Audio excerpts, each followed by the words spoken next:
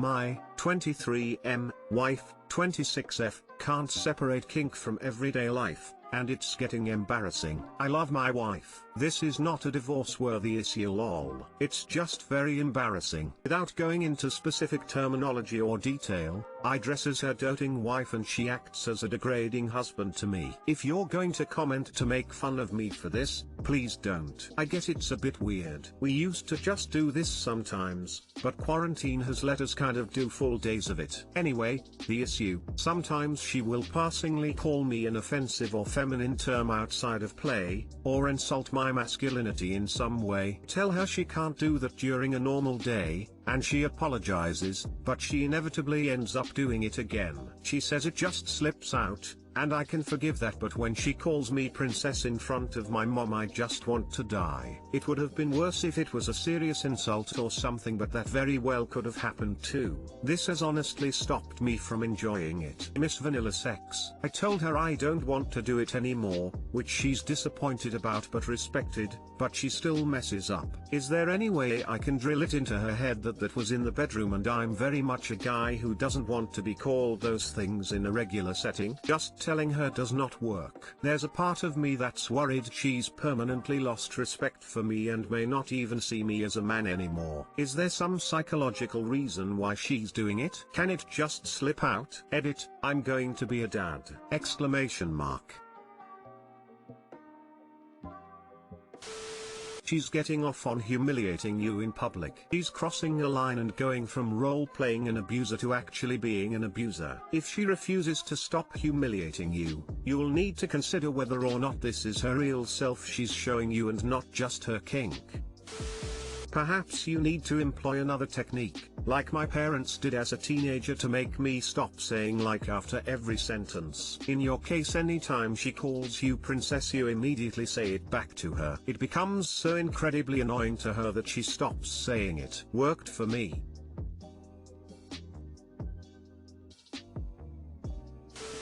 Consent and boundaries. I wouldn't indulge in this kink until your partner can respect it. She isn't accidentally slipping up. She found something she enjoys and wants to continue doing it, even against your wishes. Is there some psychological reason why she's doing it? I mean, you're already playing with a humiliation kink and she's just not willing to be a decent person and not pull non-consenting people into the mix. Doing that when your mom was there was making her part of the play. You might have stopped playing, but she hasn't, and she's taking her chances to humiliate you where she can get them. Throw away for privacy here.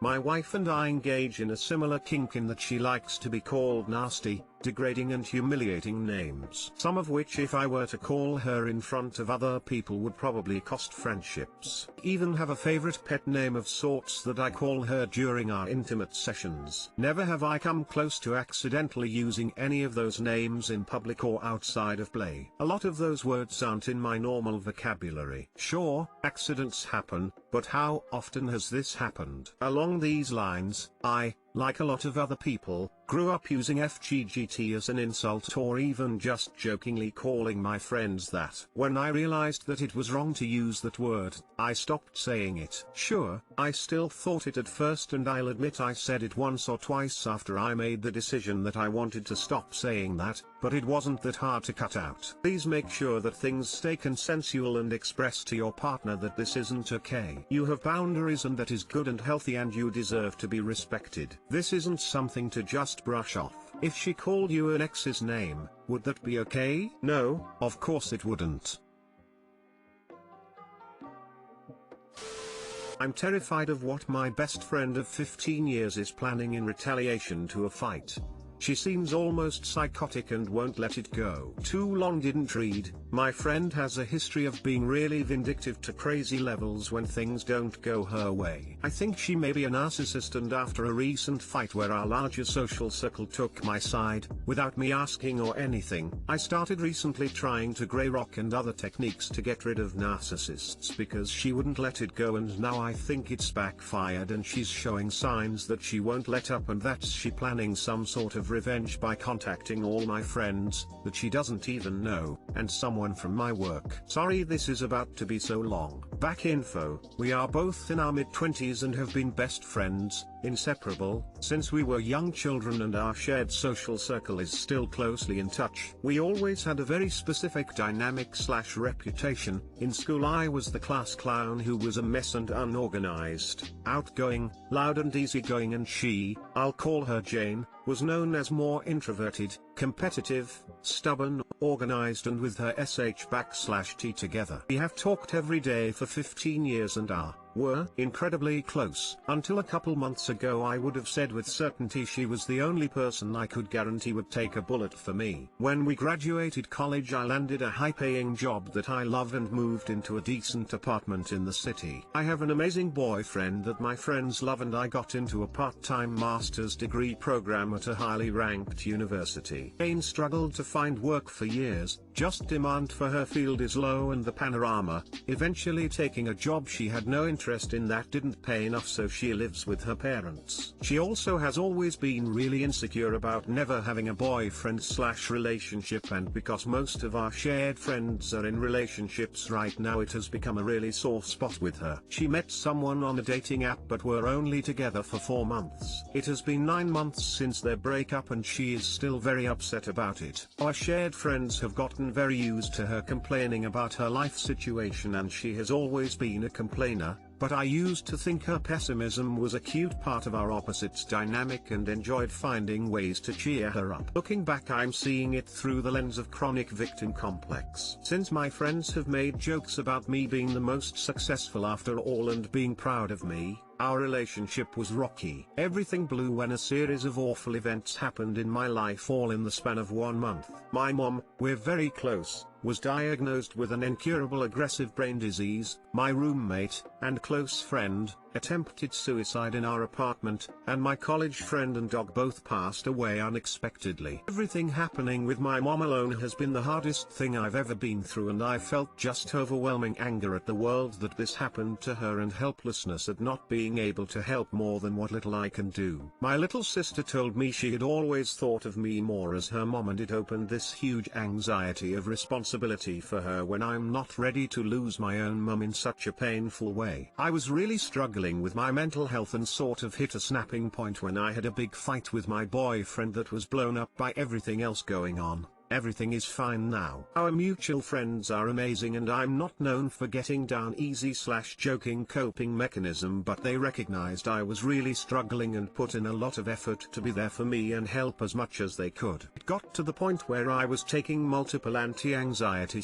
/ depression meds a day and sleeping meds every night just to make it through, and one of them slept over with me every night when my boyfriend couldn't because of work. Jane started demanding I break up with my boyfriend, of 3.5 years, over this fight, saying he treated me like dirt, just isn't true, and refused to talk to me about anything else. When I reached out for comfort about my mom or anything, she would always circle back to him, and was I getting frustrated trying to explain that I can't just cut off my long-term boyfriend during this time. His support was crucial for me and it was ridiculous anyway, and I snapped in front of our friends and said he isn't just some guy I have to beg to talk to me once a week, in reference to a reoccurring argument she had with her ex. I immediately apologized and said that lashing out was not excusable, especially because I knew she was sore over the breakup. She gave me the silent treatment for about 2 weeks, something she knows I really struggle with because of past abuse, and as usual when she had punished me with the silent treatment in the past, I begged and pleaded for her to talk to me because the anxiety is overwhelming and I just wanted it to be over. Even though this was over something I considered teenage level petty, I thought of her as more than a sister and was shocked at the whole thing, especially because I needed her more than ever. I tried everything to get her to contact me and was convinced on top of everything I was losing her as well. My friends even pleaded with her to reach out to me, and I heard she went on a couple rants about how dare I claim I'm having such a hard time when my life was so perfect. I was reduced to a sobbing, wailing mess for hours every day from everything, and when she finally did contact me after 2 weeks of ignoring my messages / calls, it was along the lines of, sorry I had a bad couple weeks at work and didn't feel up to talking to you. Also, I don't think I can ever forgive you for that comment. For some reason after that my perception of her changed changed in an instant, despite unwaveringly loving her for so long. My friends couldn't believe her reaction and confronted her, and she started spinning this weird story about how a few months prior I had intentionally tried to sabotage a relationship she could have formed with a guy that was just so far from true, and I don't think anyone really believed it. I told her I was sorry about that, I guess just to keep everything calm, and she cut me off for another 3 months, but at this point I was questioning our friendship. Looking back, things seemed very abusive and manipulative, and I never pieced it together until I realized she would go this far, but in the past she had also put in a lot of effort to damage reputations and be vindictive to people who didn't let her get her way, but that was when we were teenagers, so I thought she outgrew it. She was always so good at convincing me the people she targeted for hurting her deserved it. She always had me working as a mediator to convince people she argued with to give her another chance, and she took pride in never apologizing for anything. My trust in her shattered quickly, and I never wanted to be vulnerable with her again, so figured it was best. She said she could never forgive me. She tried to reach out after 3 months of silence when I was just starting to get through some things. She wanted to continue the argument out of nowhere, and during these 3 months she had started fights with almost all of our mutual friends, and they turned away from her as well, partly because she wanted them to take sides in what happened between us. I was starting to think maybe she was a narcissist, which is a completely unqualified assumption, but I tried the grey rock technique anyway because I didn't want to salvage the friendship at this point and was honestly scared of her and how she treated me. I just reiterated my apology, agreed with her, and tried to be as unreactive as possible to get her to drop me. I had assumed she would just cut me out of her life, especially since she led me to believe she would never speak to me again anyway. But she was so persistent in trying to get me to fight with her. She attacked very personal insecurities of mine, tried to use our friends against me, and tried to list out reasons I had been cruel to her over the years and owed her to try and help reconcile with our friends. I made a point to not let her get a rise out of me, but became terrified at just how blatant her need for control over me was. I read online that just sticking with the grey rock technique would make her bored of me. She tried desperately to turn our friends against me when I wouldn't start a huge fight with her and another friend who she had gone to great lengths to try to alienate from the group years ago reached out to me and told me she had tried her best to steer clear of Jane when she began to suspect she had some mental issue or narcissism. When that didn't work, I found out recently she has contacted /4 of my friends, non-mutual, she's never met them, from college and work, but I don't 100% know why. She matched with my co-worker on Tinder, but she lives a long distance away from the city I live and work in and would have had to specifically set her location here. I saw she connected with my boss on LinkedIn. She tried to text my little sister, who frequently travels up to see me from our hometown because we're very close, to ask if she would deliver a package to me. She sent my boyfriend nudes on Snapchat. She showed up at his apartment, God knows why, but he locked all the doors and didn't answer. At this point she seems to be escalating and I'm really scared,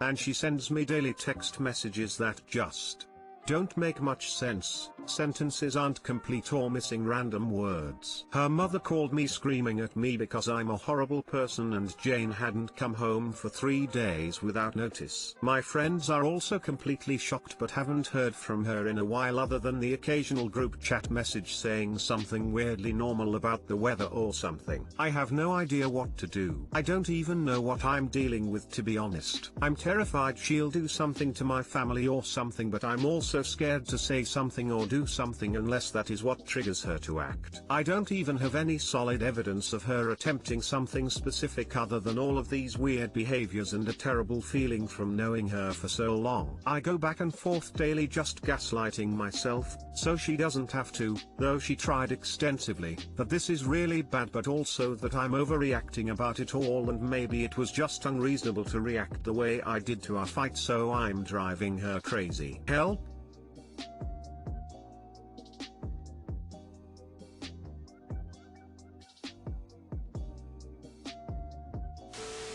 My mom's 37F boyfriend, 40M, constantly has a problem with me. 16F. Too long didn't read. My mom's 37F boyfriend, 40M, constantly has some kind of bone to pick with me. He constantly badmouths my dads, both 38M, and nitpicks everything I do or things they let me do. He has a problem with me walking around in my PJs and says things that make me uncomfortable. Basically what the title says. For some background info, my parents separated when I was 3, but they've always separated their issues with each other for my sake. I know my mom cheated on my papa, but he's never made her out to be the villain to me. They agreed that I'd be living with him with visitation to my mom's place. Both my parents have new partners. My papa, 38M, married his boyfriend, 38M, when I was 8 years old, and I've always seen him as my dad too. They had my sister when I was 9, so she's 7 now, and our family is honestly great. Our dads love each other endlessly, so my sister and I have just grown up in a pretty loving and caring environment. I love my mom too, and like I said, my dad has never said anything bad about her to me or my sister. She didn't exactly settle down like my dad did, and she has had a lot of guys come and go. It was a little hard when I was younger and would get attached. I've learned since then that I shouldn't be doing that. My mom's current boyfriend of about a year always has some kind of bone to pick with me. He's pretty clear that he doesn't like having me around or the fact that I get attention from mom when I'm around. My mom doesn't like hearing complaints about him, and she does say certain things about my dad. She's never liked the fact that I call my papa's husband dad.